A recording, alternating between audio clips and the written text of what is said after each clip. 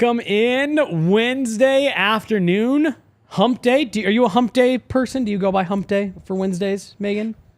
You know, I don't. No? Okay, all right. Well, I mean, I don't mean do you go by hump day, but like it's, yeah.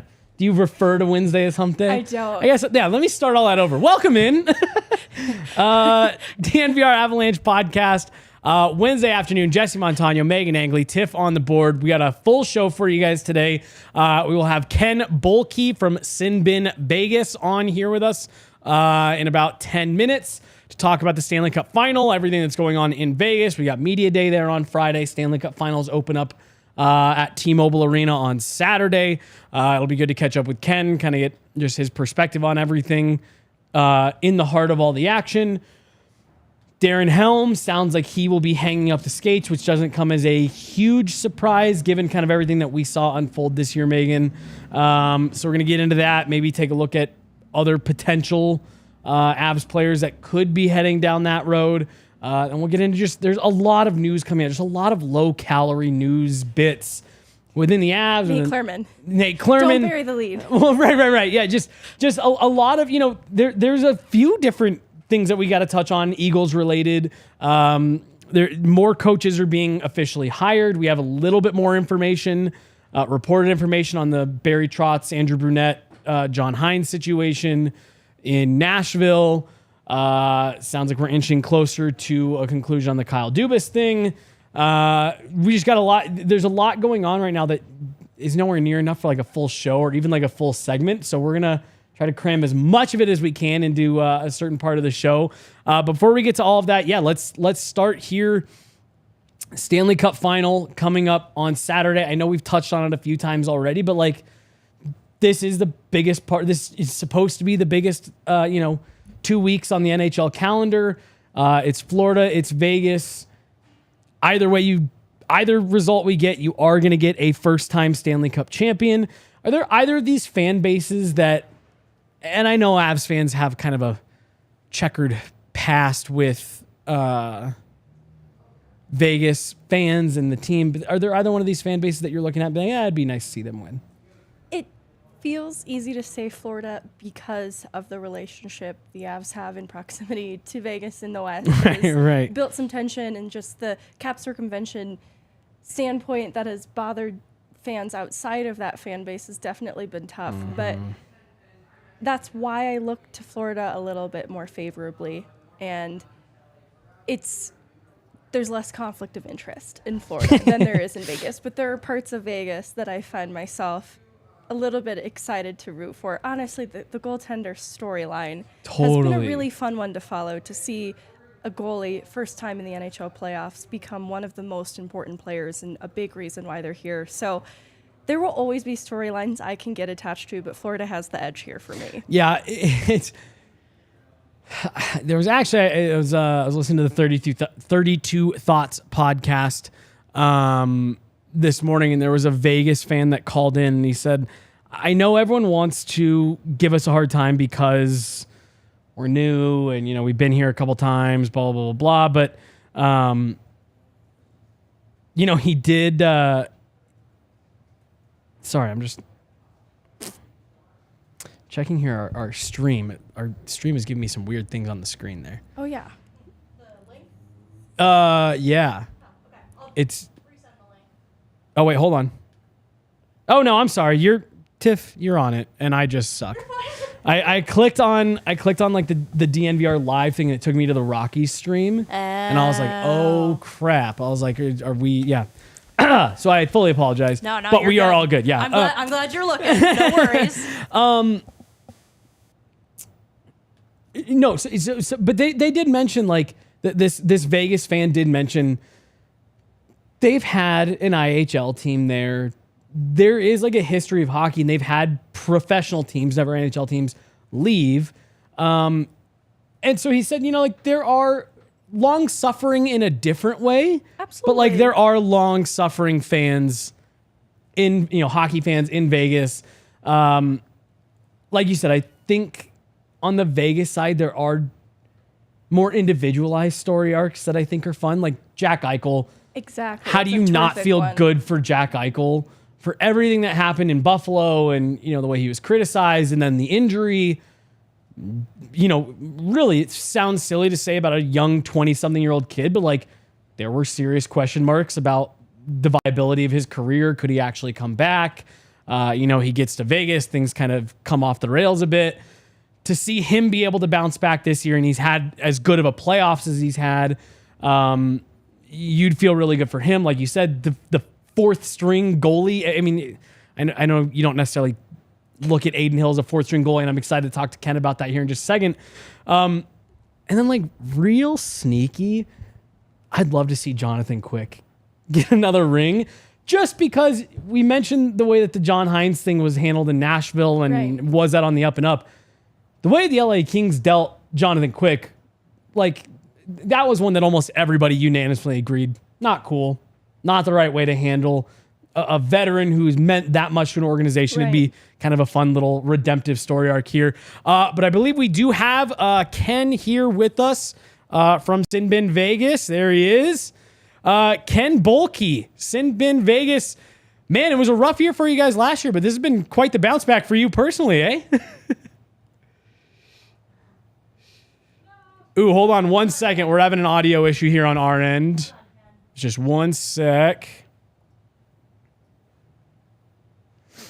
Yeah, no, I think we had Ken on at a certain point last year when things weren't going as well for the VGK, and the roles were kind of reversed. For he was jealous of where you guys are at. I wish that we could be talking about playoffs, things like that. Can you hear us? Can you hear? No. Oh no! What is happening? Live broadcasting technical difficulties always super fun. That has to be part of why it's good for the fan base too, though, to see players that have been through some dark days. Which I know that this is a relatively newer team, so this is something that is situational, but to have players like Mark Stone and Riley Smith, who've been on this team from the beginning, more or less, experiencing Jonathan success. Marchessault, a huge player, too, that has been a key player in these playoffs. Yeah. No, and we're going to get it worked out here in just a second. Oh, I'm sorry, Ken. I'm working on it. I was say. Can you sign? You know how to sign? Okay. I wish I knew what was wrong. I was going to say, we ran into some issues last week, too. Let me try. Can you drop him out just for a Yes, second? for a little while bit. we poke around. Be right back, Ken. Be right back, Ken. Okay, I'll say, while Tiff kind of works on that, we'll get Ken here with us in just a second.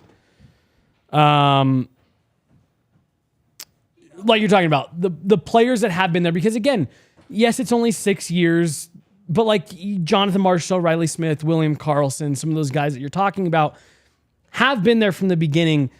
And like, despite the public perception, like there have been some rough lows for this team leading up to last year, where I mean, like, we talk about everything going wrong for the Avs this year. Vegas had all of that, plus they lost goaltenders. I mean, they dealt with massive injury issues. Again, you could easily make the argument that they're down the stretch. They had enough bodies to get in. But like, there have been some of these guys who've had to deal with the trade rumors. Can this team actually do it? Part of the, kind of repeated success is that they haven't actually gotten over the hump. So they kind of went from expansion team to jumped right into, can this team do it? They jumped right into where the Avs were last year. So it is not without hardship that this Vegas team gets back. Yes, I know Maple Leaf fans probably would roll their eyes at that. Really, any Canadian team fan would probably roll their eyes at that. There's a lot of organizations out there that have gone much, much, much longer, but you do have to keep in mind, like you said, the players who have been there for a while, and 6 years is a long time to be on the verge. Absolutely. There is a barrier that you have to break through at some point, and this team has had to deal with the narrative of, can this group do it? There's definitely growing pains. Looking back at the inaugural season, it set such a high expectation that we're looking at the Avs, how they can maximize their level of compete in this window now. And they had several years of runway to build this team to then keep it competitive. For Vegas to come so close in their first year out the gate, there's a lot of learning lessons, growing pains that are inevitably bound to happen, especially with personnel changes in head coaching and in a front office that sometimes felt like it was at odds with the interest of the players. And so to have them get to this point has to be really gratifying for this fan base that, as you described, has been a passionate fan base. There was definitely room for hockey in Vegas. Totally. That's the one thing, Megan, that again, as much as people like to, kind of rag on Vegas fans because they had the early success and all of that, that is one thing that I don't care who you are, where you live, what team you cannot take away the passion that Vegas Golden Knights fans have. They have led the league in attendance every year since coming into the league. 6 straight seasons now they have led the league in attendance. There is a very passionate fan base there, and this fan base quickly established Vegas as a hotbed for hockey in terms of NHL and things like that. And I'm sure it won't be. Sorry. Allie coming down here. She's trying to shake us. I think she's trying to see how focused we actually are. It is Allie's birthday down here again, just helping us out on her birthday, doing, always working. That did startle me. It did shake me a bit. But like you said, very passionate fan base there. And you got to be happy for those fans that fill the seats to 105% capacity every single night. Absolutely. I loved one of the shots of, I don't even remember which player it was, but they seem to have this for their 3 stars of the game, this tradition in arena, maybe just for playoffs, where they appear to give a casino chip stuffed plushie to a fan. That's great. I might be wrong about what that actually is. That's what it looks like to me. I know they used to give like a novelty stick. So if they've switched it to like a poker chip, I love that even more. We should confirm with Ken. I could be really wrong with that. But there's this really cute photo of the player handing it to what looks like a really young child over the glass. And that is going to make a lifelong fan. And I think it's fun for a city that is trying to grow its market to have that opportunity. That's the other thing too that I want to give the Vegas organization a lot of credit for. They understand that they put a team in and they came into what most would consider to be a non-traditional market. And they understood that, hey, we're planting our flag here and we have to establish our fan base and we have to grow the sport here and we have to do it organically. There can be criticism sometimes, I think, with the Avs organization, KSE, that it's like, well, if the team's good, people will show up. Vegas has never had that mindset. It has always been, how do we get people here? The in-arena experience is fantastic. You drive up and down, even just the Strip, which is the touristy part of Las Vegas, and it's wall to wall. Every business, every restaurant, every bar has Golden Knights signs, posters, things in the windows, little props on the table, stuff like that. The Vegas Golden Knights have done a good job of marketing the team, and it's led to the city embracing it the way that they have. I think there's so much benefit to having their American League team in the same state as well, so close by. I think that builds a fan base. Like, people who love the parent organization are also probably going to really love the affiliate. And they tied the branding close together. So close. And honestly, they've done a terrific job with the branding, generally speaking. Yes, yeah, that but too. It gets people excited then about prospects, and they can become familiar with who's getting called up any given year because they can watch them in Henderson. And I am obviously biased. I think this is something that has benefited Colorado and having their American League affiliate here as well. Absolutely. But the familiarity it builds, I think, just grows the hockey market tenfold by having these two closely linked and geographically close. Well, it's one of those things where we talk about what a difference it's made the Avs being able to move their AHL affiliate to Colorado. I think it's an even bigger deal with what you're talking about, where they started their AHL affiliate there. I think they had 1 year where they had to share. I think it was coincidentally San Antonio with the Blues, but like establishing an AHL team in Nevada, in Henderson, was like, it was very intentional in terms of trying to grow the game, market the team, tying the branding so closely together. Vegas Golden Knights, Henderson Silver Knights. The logos look similar. The jerseys look similar. And then it doesn't help that the Henderson facility is beautiful. People can fall in love with a player from the minute he joins the professional league and follow his career all the way through. And that could also just lend itself to the franchise type players that they're hoping to build within that system. People can say they've been watching him since his Henderson days. Right. And I think that's really fun to have that experience as a fan. It feels like one cohesive unit, and I think that's the part that they've done a good job of. Again, regardless of how you feel about their early success. Right. And the one thing I do want to say too was, and again, once we get Ken on here, we'll be able to kind of get his perspective on this as well. That first year, I mean, like it's not like they were this juggernaut coming out of the expansion draft. Everyone thought that they had a pretty bad team that first year. And that was what made that first run so fun. And that kind of led to them saying, we're already in this room. We might as well go for it. Right. And again, if you're a Vegas Golden Knights fan, it's led to a fun run. The only 2 years where they haven't been to the Western Conference Finals or better, the Joe Pavelski Game 7 year, where the egregious 5-minute major call that, looking back, I mean, they put the rule in place that 5-minute majors can be reviewed because of this incident. Because when you watch the replay, it shouldn't have been a 5-minute major. Honestly, Megan, in my opinion, it shouldn't even have been a penalty. It was a very unfortunate 2 guys getting tangled up, 1 guy going down and hitting his head in a really scary way. Shouldn't have been a penalty. Vegas should have been on through. Should have been Avs, Vegas, round 2. It wasn't. It ends up being the Sharks. It's that year, and then it's last year where everything goes wrong, and they end up missing the playoffs altogether. Those are the only 2 years where they haven't been Western Conference Final or better. I think we're getting close on getting this figured out. In the meantime, I am going to remind you guys about our great partners over at Shady Rays. One of our favorite partners that we've had here, we've added recently. It seems like there's new ones every single day. High quality sunglasses at a reasonable price. Long time, hard to come by. Not anymore with Shady Rays.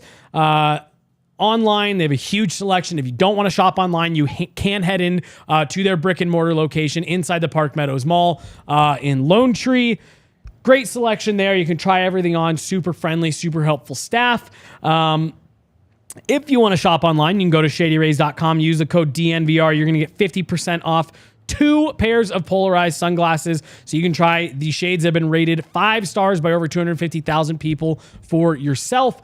And their Memorial Day sale ends today, May 31st. This is the last day to get in on it. ShadyRays.com. You're going to get 35% off all sunglasses just now for their Memorial Day deal. Like I said, today is the last day for that. So head on over to ShadyRays.com. Also brought to you guys by Illegal Pete's. One of our favorite spots to pregame. Great drinks on tap, great food. We get the Nuggets NBA Finals coming up tomorrow. Media Day is today down at Ball Arena. The Finals are getting live starting tomorrow.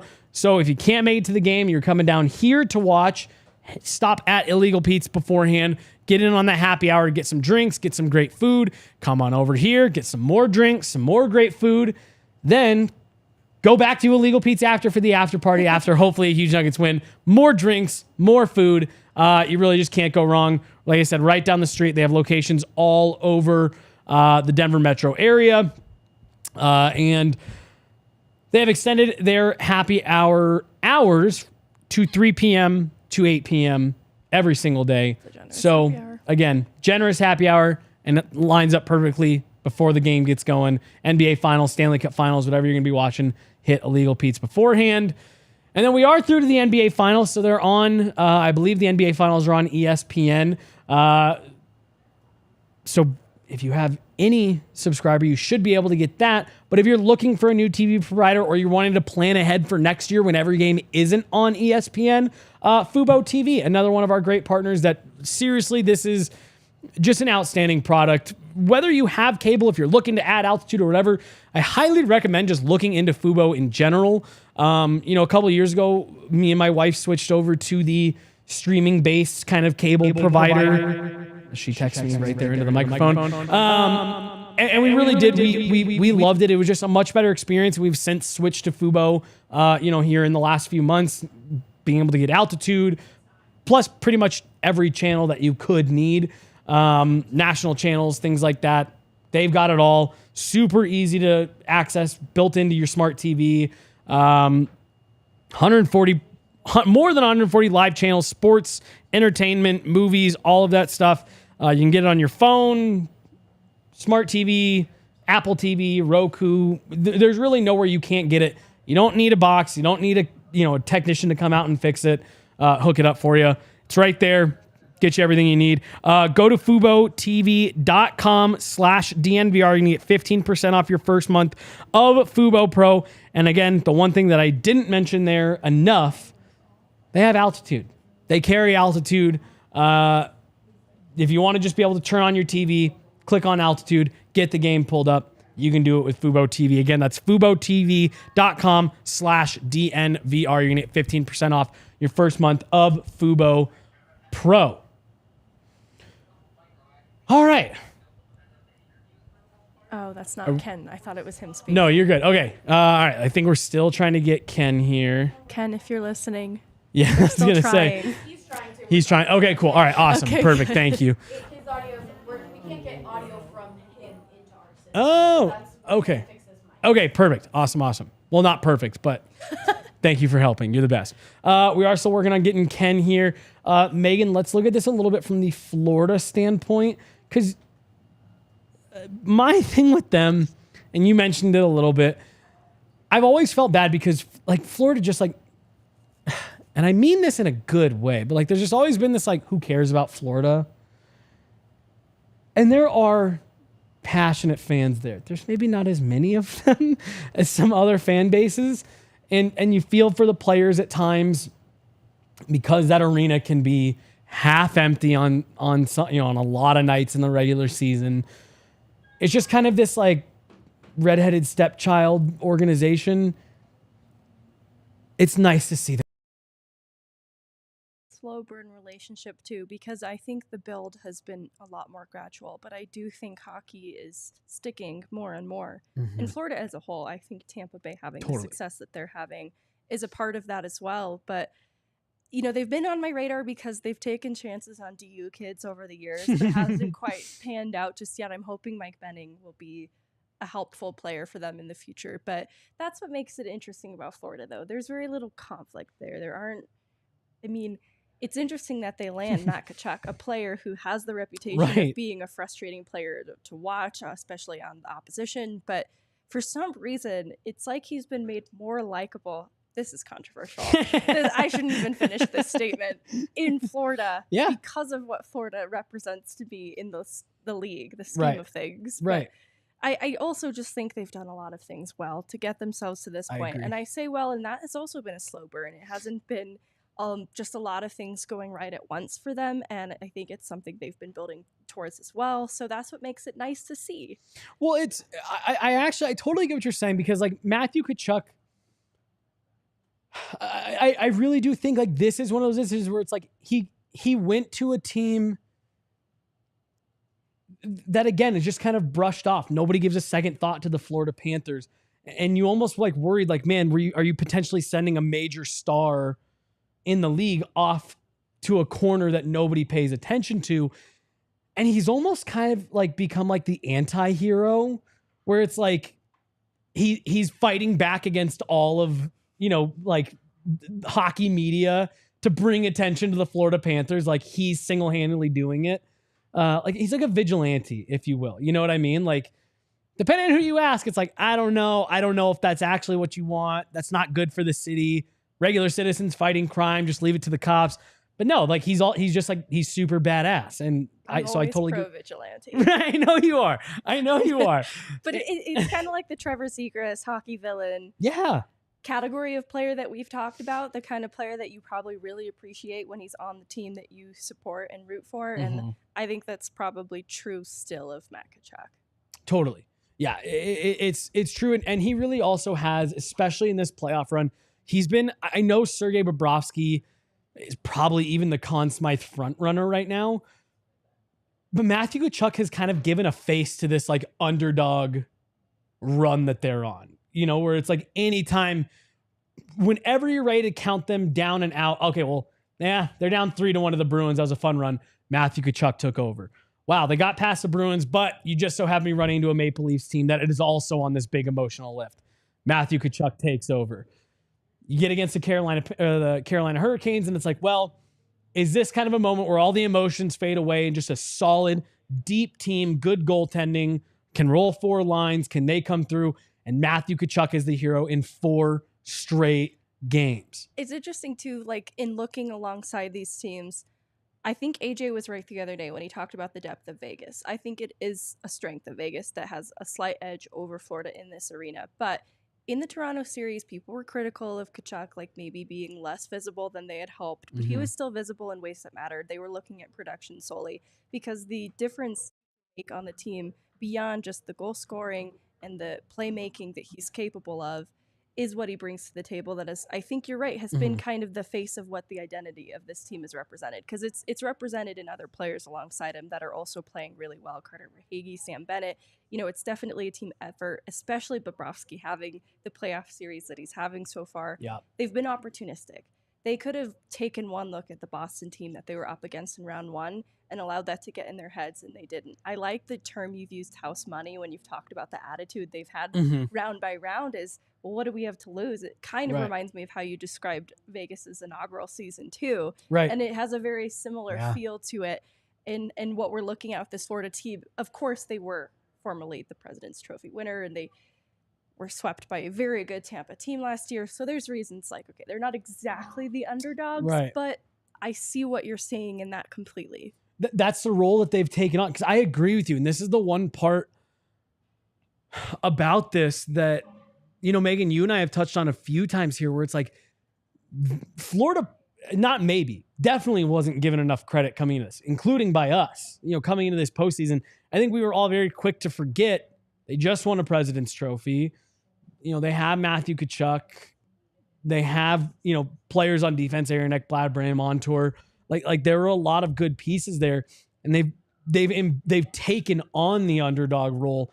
But you're right, like maybe they're not as much of an underdog as we maybe all made them out to be. But it is just this kind of us against everybody mentality. And Matthew Tkachuk even talked about that after Game 7 in the first round of nobody thought we could do this. There wasn't he was saying like there wasn't a single person that picked us to do this except for the guys in that locker room.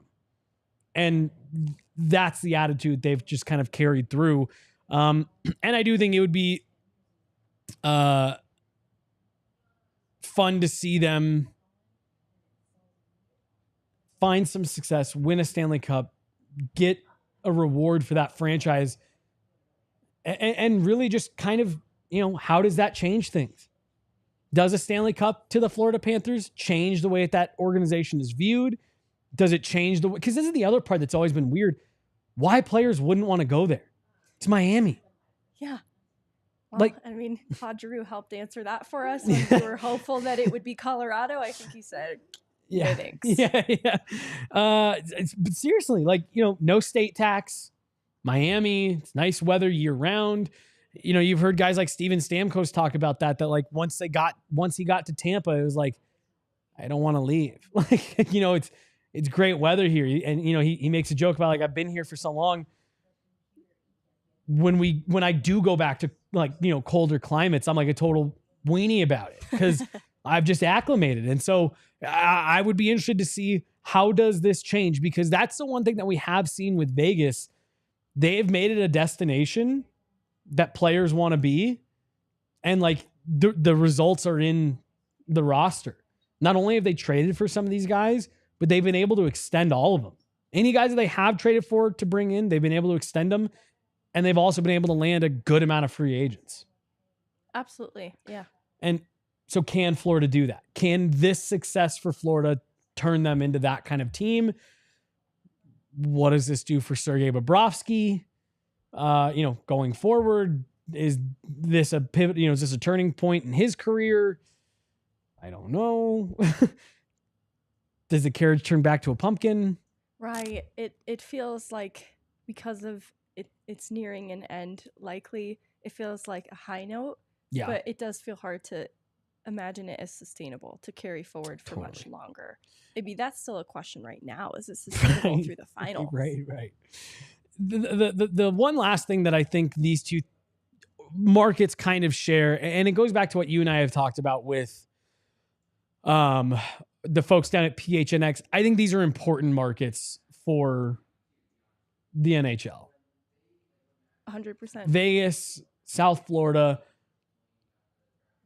As much as hockey purists want to talk about, oh, just put teams where there's already a built-in fan base. Well, you need the fan base to grow. I heard a stat the other day that I always knew, but I hadn't ever really thought about. The NBA has 31 US based markets.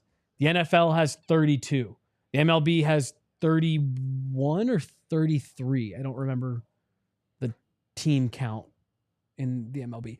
31 or 33. The NHL has 26. The NHL lacks the other four major North American sports in major US markets. And again, I know people in Canada would say, well, who cares? Any more Canadian teams here? The markets are just bigger. There's just larger populations here in the US. Miami is a massive market in the United States. The NHL really benefits from that being a successful, profitable market.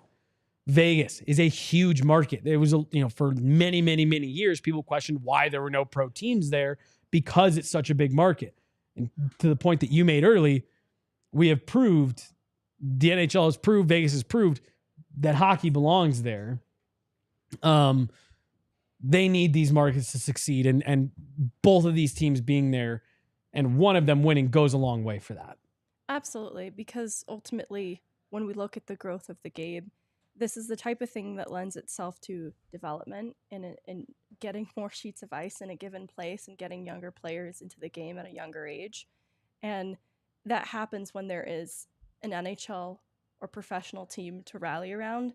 And you probably don't see that happen in Florida unless the Panthers specifically, like in around Sunnyside. Yep. Specifically. Tampa has done some very helpful things there. But different markets, different parts of the state. It gets more young players in the game, and I think that helps the overall growth too. Because like you said, first of all, I was not against two Canadian teams being in the final. But that just changed. The storyline changed. Mm-hmm. There are still things to get excited about here, and it points to more growth in the game. Absolutely.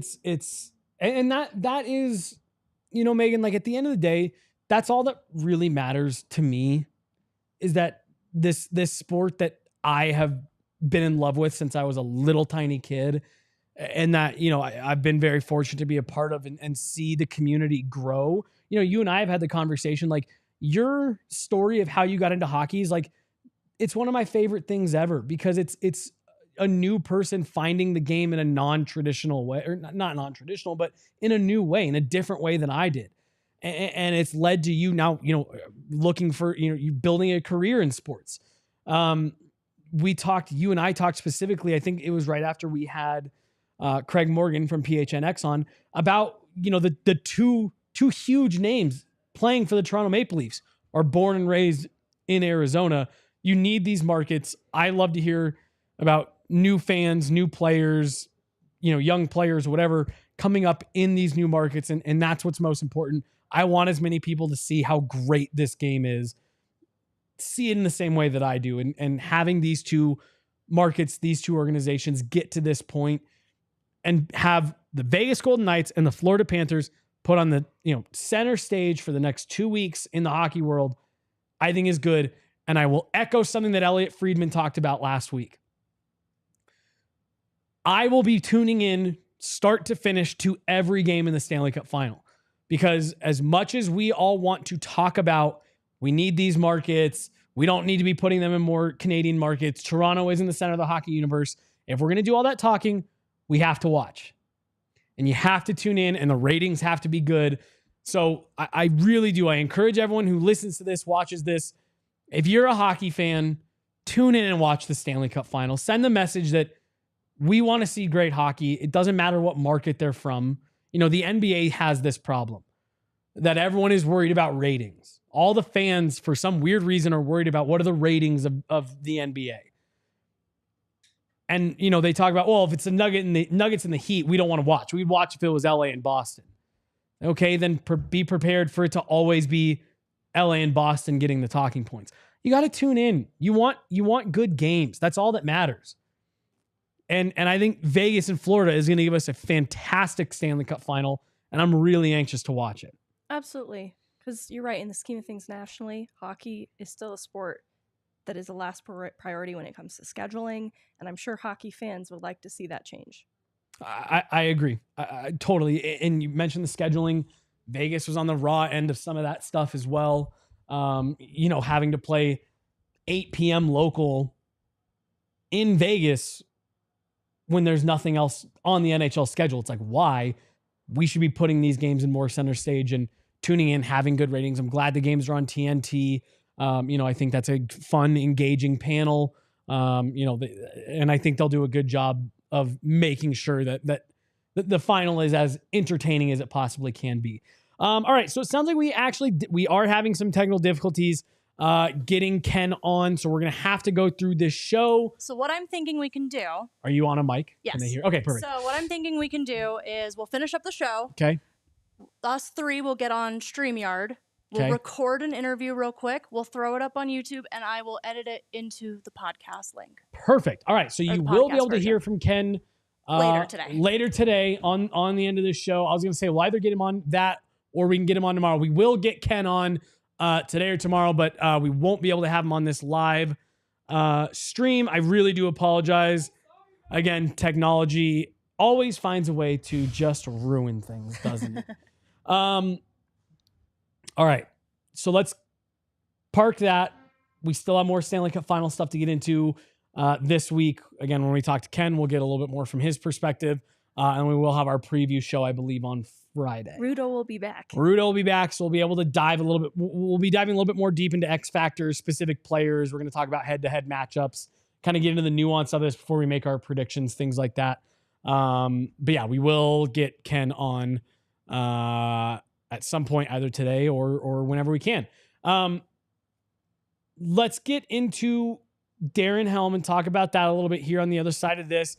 Gosh, unfortunately, this first one maybe applies a little bit too much to Darren Helm. Backus and Shanker. Oh. If you've been injured for an entire year like Darren Helm has, call Backus and Shanker. They win for Colorado families for more than 25 years. No upfront fee to speak about your case. If you're just trying to figure out if you have a case, if it's worth it, who you need to talk to, they won't charge you anything for that.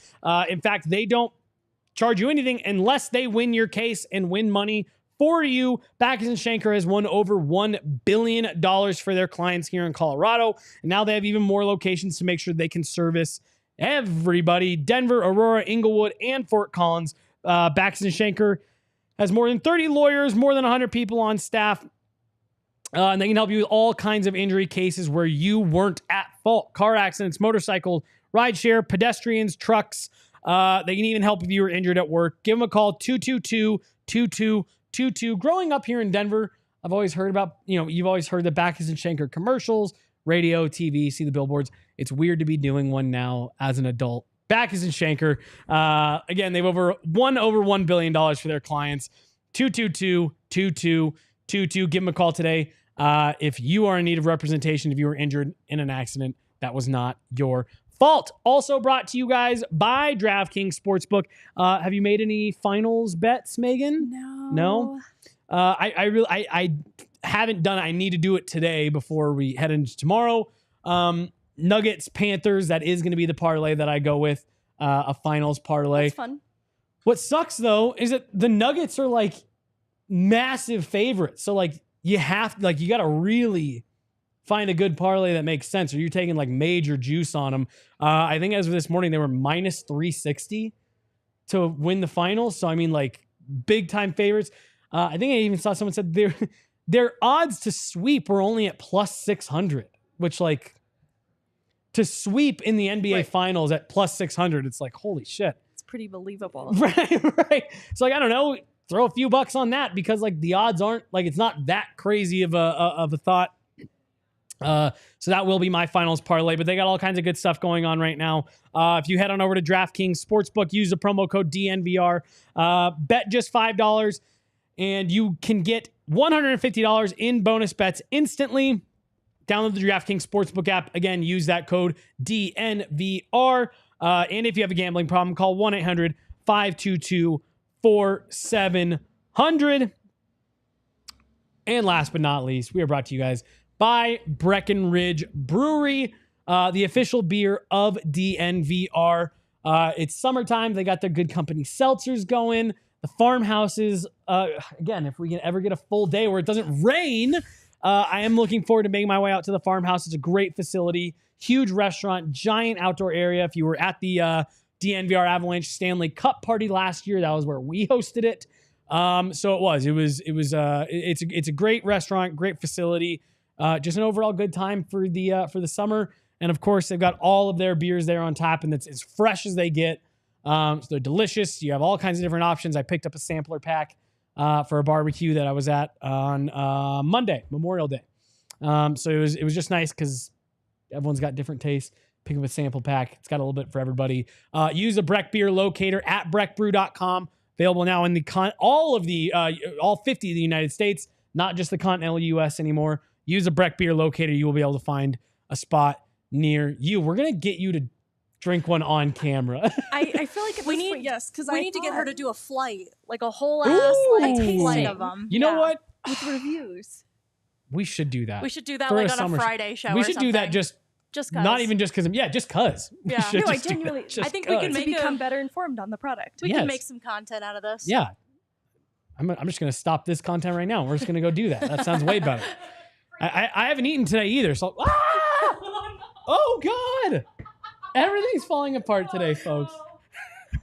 We fixed it. Don't worry.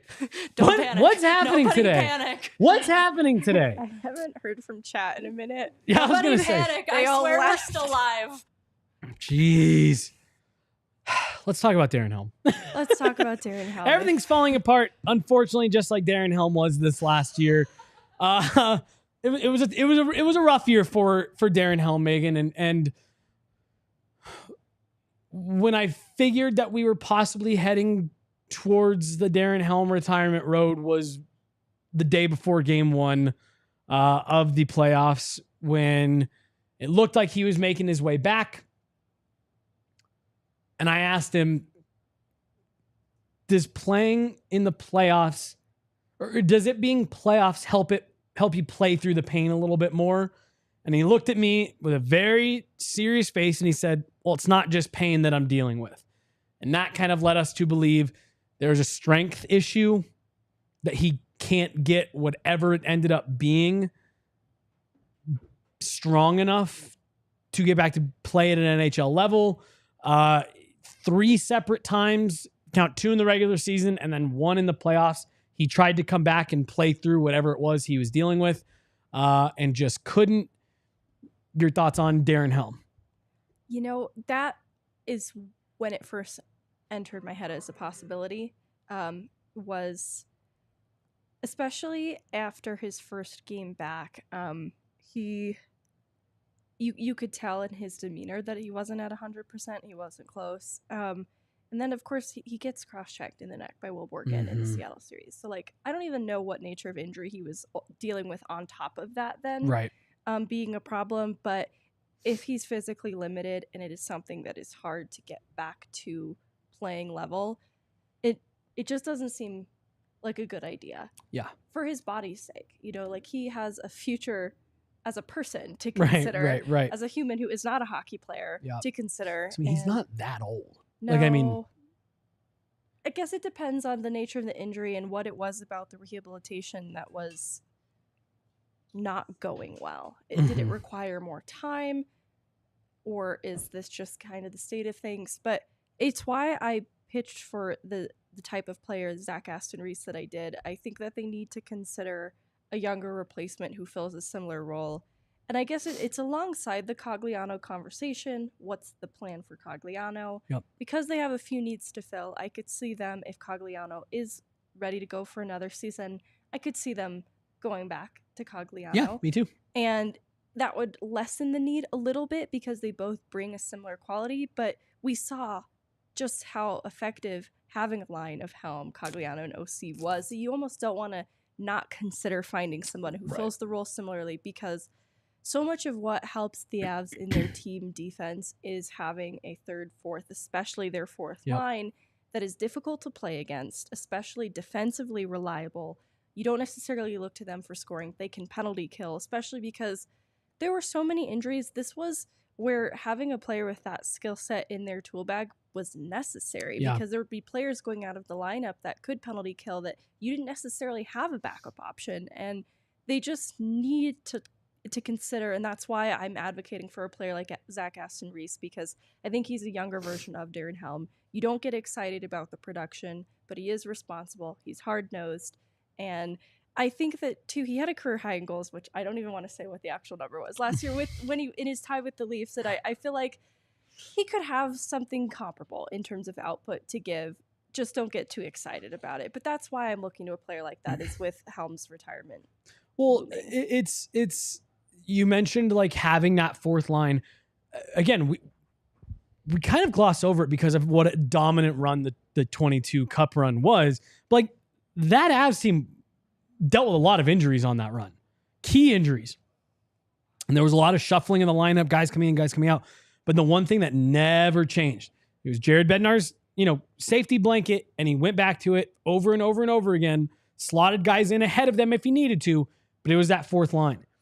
And you go back and you watch that run again, that fourth line came up big multiple times. So like you said, when you look at a guy like Zach Aston Reese or, Darren Helm, the production doesn't jump off the page at you, but you need players like that to make plays if you're going to win the Stanley Cup. You're not always going to get it out of the top half of your lineup. It needs to come every now and then. They're not going to get you through, but in big moments, top lines have been neutralized. The margins are at their thinnest. Those are the ones who come through, and I'm obviously gearing towards, by a mile, Darren Helm's brightest highlight as an Av. And really, it will go down as one of like the all-time great moments in Avalanche history. 4.5 seconds left. Darren Helm scores the game winner, send the Avs to the Western Conference Final in Game 6 against St. Louis Blues. And it really was just one of those moments where it was like the fourth line was out there. Jared Bednar trusted the fourth line to be on the ice in the dying moments of a tied game that, had they lost, it would have sent it back to Colorado for a coin flip Game 7, puts him out there, and the wily veteran Darren Helm comes through again. And it's just a great moment, and those are the types of moments that you need those players for. And it's something, too, that helps the entirety of the game, because having a fourth line that you can trust to deploy and take up significant ice time doesn't lean so heavily on the top six that they get worn out, because by a Stanley Cup final, everyone's going to be run pretty dogged at the end of it all. The Avs took their toll of injuries, but because they could distribute more evenly among all of their lines, all of their pairings, nobody was completely worn down, and they were able to present the best version of themselves as a result. And that trust and that reliability is earned because of the type of player Helm is. Well, it was, you're exactly right, Megan. And it was the Western Conference Final last year, Avs, Edmonton. One of the reasons that the results in those games really came out as lopsided as they did was because the Avs had the depth that Edmonton just couldn't skate with. The Avs were rolling 4 lines for 2 full periods. Edmonton had to start shortening that bench, halfway through the second, let alone by the time you get to the 10-minute mark of the third. Edmonton was rolling 2 lines on a lot of nights. And the Avs, the minutes are getting a little bit more limited here and there, but Jared Bednar felt comfortable that I can put these guys out there in any situation. And you could really even make the argument that through all 4 rounds of that Stanley Cup run, that was what made the difference. The reason I'm not really referencing anything from this last year is because the Avs were never healthy enough to have this play out. Nashville, again, they couldn't hang with the depth. They couldn't hang anywhere, but they couldn't hang with the depth. St. Louis, that was one of the teams that gave the Avs problems. And why? Because they had some depth that could kind of go toe-to-toe with the Avs. Edmonton, the depth couldn't hold up. Tampa Bay, where they won their 2 cups the 2 years before on the depth, they didn't have it to go with the Avs. And I'm trying to underscore the point that you made. We talk about depth. So much of that hinged on Darren Helm, Logan O'Connor, Andrew Cogliano. And that was the Avs go-to, and they gave other teams fits. Absolutely. And Avery raises a good point about how the team generally needs production because they relied very heavily on the Nathan McKinnon, Mikko Rantanen types this year. And I think the part of it too is this is where we talk about them making changes this offseason because the top 9 was not constructed how it should have been because nobody was healthy enough. Mm-hmm. And that you found yourself then looking to the middle 6, bottom 6, looking for more that just wasn't there to give. Like you had a player who's probably more of a third line player, flex in JT Compher playing a second line center role. Totally. And very inconsistent line mates even in the middle 6. And I just feel like if they can figure out second line centerman, a top 6 winger potential, then a Zach Aston Reese as the 4th line is not a problem. The production is not a problem. Yep. I think the overall concern for production is fair, but I think they have needs to address in other players first that could help answer that. Yeah, absolutely. And it's again, can these players fill the role you need, and can they be effective in the moments you need them to be effective? The overall production. It's part of the reason why you wish Logan O'Connor could finish a little bit more, but it doesn't bother you because of what else he brings. 100%. Let's kind of rapid fire go through some of these other just talking points from around the league that have cropped up in the last couple days. Let's start in-house. We've mentioned it on a show. You were the one that kind of broke the news on the article out of Sweden. Sampo Ranta back to the SHL, I believe, for Modo. This was disappointing, I think, for both you and I. When you level set the reality expectations, Sampo Ranta hadn't ever really taken the steps that you wanted him to. But you and I were very high on this kid last year after talking to him at training camp. Thought that he had a real good focus. Never quite got there. And it is disappointing to see him leave as such a young kid back to Europe. And I don't want to take too much time on this because we could talk on another show, but my rapid fire assessment of the Ranta situation is you look at his 3 years of his ELC. He comes straight from college. His first pro year, 16 games total. His second year, he experiences a serious ankle injury that keeps him out for significant months of the season. His third year is this last year where there have been so many inconsistencies and injuries that his line mates were sometimes ECHL PTOs and guys who didn't stick around. And that's because he's being utilized as a depth player, even in Loveland. Part of that is because of what they want him to be for the Avs. He needs to be less of the college gopher golden boy and more of the depth, energy, power forward that they want him to be. There are a lot of things, too, that didn't quite click for him. The step forward you're alluding to, there's truth to that completely. But I think you have to evaluate the context of what these 3 years have been for him, why he wasn't able to maybe maximize his ELC the way that people would have hoped. There were things out of his control that happened as well, which leads us to the end of his last season. And he is getting sat in favor of playing college free agents and Matt Steinberg, who was not a free agent, but a draft. Yeah. So where I'm going with this is he is recognizing that his visibility to the NHL is hindered when he is on the top of the short list to get sat in favor of these college players getting in games. That's disappointing. It's a tough note to end the season on because he is someone who has a lot of confidence in himself and a clear vision for where he wants to go, and that's the NHL. And he sees the writing on the wall a little bit. The Avs can't really make him promises about what his path to the NHL looks like at this moment. I would have some trust issues just because the inconsistencies of this last year are of a detriment to his development. That's just the bottom line. It's not the Avs organization's fault that everyone got as hurt as they did, but if I'm Ranta and I'm trying to make the best decision for myself, all of these things factor into it. And honestly, the most area of improvement for Ranta, I think, is the mental side of the game, the hockey IQ. Yep. I think that happens with more consistent reps, which, again, he didn't really have the benefit of with inconsistent line mates this year. And this is something he will get in Modo. He will probably get more ice time, increased role. Ice is bigger. I think it'll slow down the game a little bit in a necessary way to help him fine-tune some of this. There's a path back to the NHL through the Avs, should he choose to accept. But I think this was a necessary decision for him.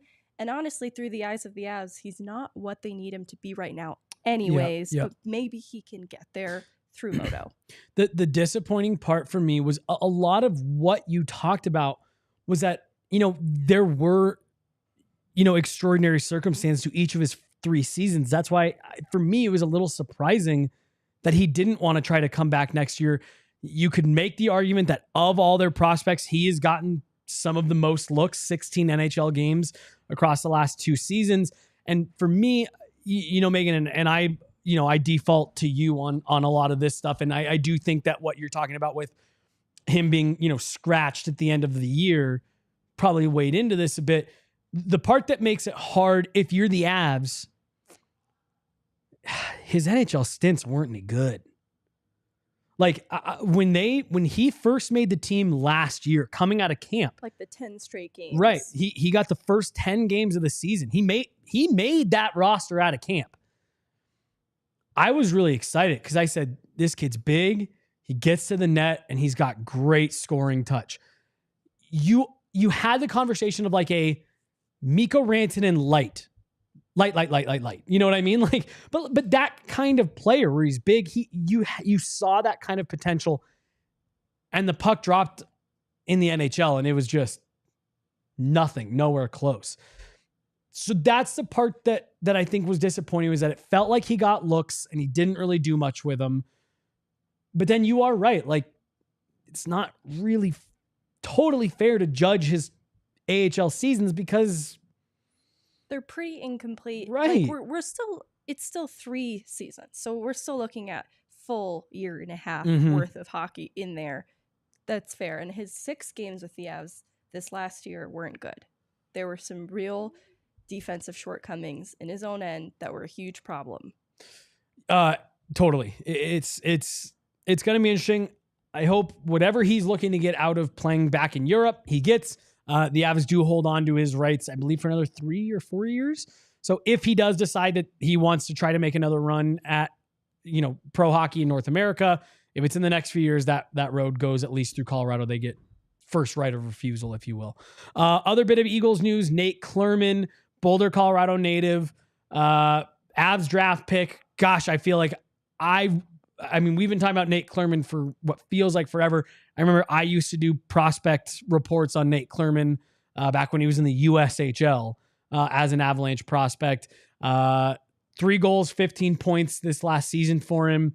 You talked on, I believe, on Twitter that it was a nice step for him this year. Absolutely, because I'll be honest, I had doubts about Nate Klerman's AHL potential. I did too, early on. Seeing him be able to finally break free from the East Coast League was earned, first and foremost, because some of it's born from opportunity. There were a lot of holes for the Eagles defensively. They sort of needed him. So he got this audition with the Eagles to stay up with them because they lose Andreas Englund. They never really have Jacob McDonald.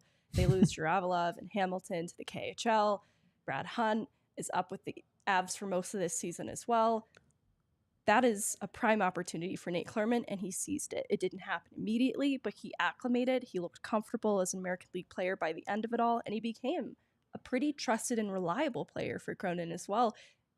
He could score in big moments. Like, obviously, the production doesn't jump off the page, but he actually contributed in important moments, which was nice for the Eagles. Well, and if you know anything about Nate Klerman too, I think that is great production. He was not a heavy point producer in junior.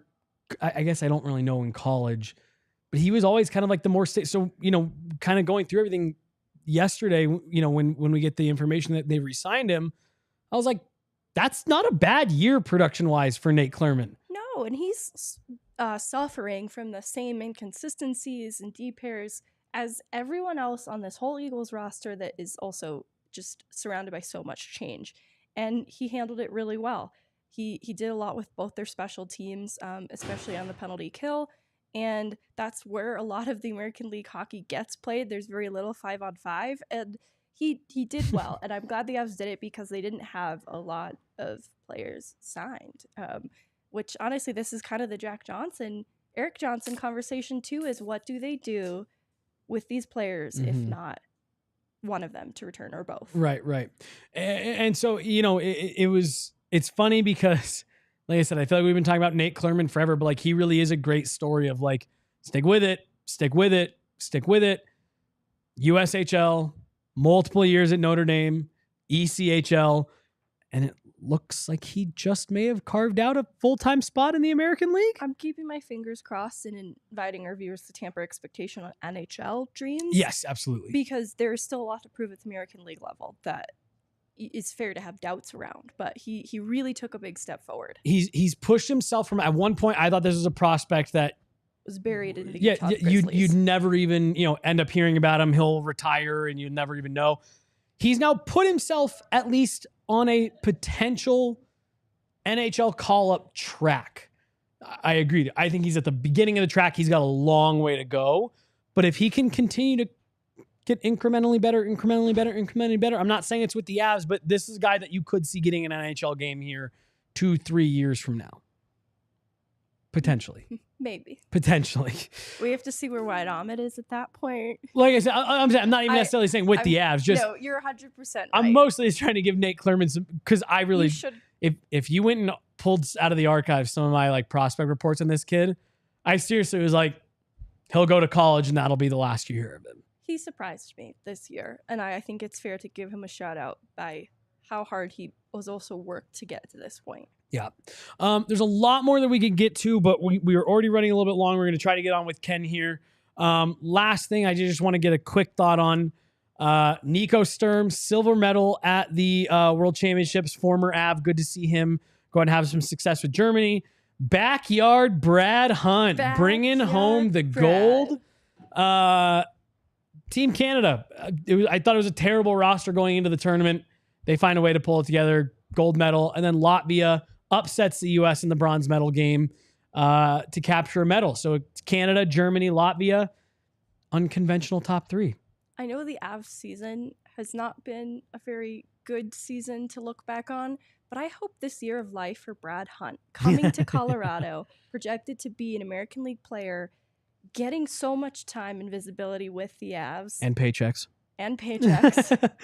And not having to, the back and forth for his family. Like, thankfully, these are two teams that are in the same state and very nearby each other. So hopefully that wasn't too rigorous on him. But I just have to imagine that this has been a record year for Brad Hunt, the person, the individual. I hope that he's having a good time. Yeah, no, he just a treat to be around all year in the locker room. Just seems like an outstanding guy. I would have liked to see him have a little bit more AHL playoff success. I would have liked to see them get through that game 5, or was it a game 7? Yeah. Game 5. You know, Coachella being as good as they are makes me feel a little bit better about how the Eagles finished off. Yeah, but no, good for Brad Hunt. Good for Nico Sturm. Nico Sturm, talk about a banner year. Stanley Cup Championship, cashes in on a nice free agent contract, has a career year with the Sharks, and goes and gets some hardware with his national team in Germany. A career year for Peter Baugh. Big year. Nico Sturm supporter. Nico Sturm and Brad Hunt. He's big. You're right. This is a record year for Peter Baugh. Shout out Peter Baugh from The Athletic. And then I was also, we saw a bunch of our media friends over the weekend, and I was giving him some shit because I don't know if you saw and why. His name completely fell from my head. Dennis Mulligan had a sick goal at World Championships. I didn't see it. And you should Twitter it. It was really nice. But I was just telling Peter, I was like, bro, you must just be like losing your mind at home watching these World Championships right now. So it was fun. But all right, we're gonna go figure out what we got going on with Ken here. Hopefully we can get on with him. We'll have that out for you guys later. Megan Angley, Tiff on the board. I'm Jesse Montano. Thanks so much for listening, guys. We'll be back here tomorrow. Bye.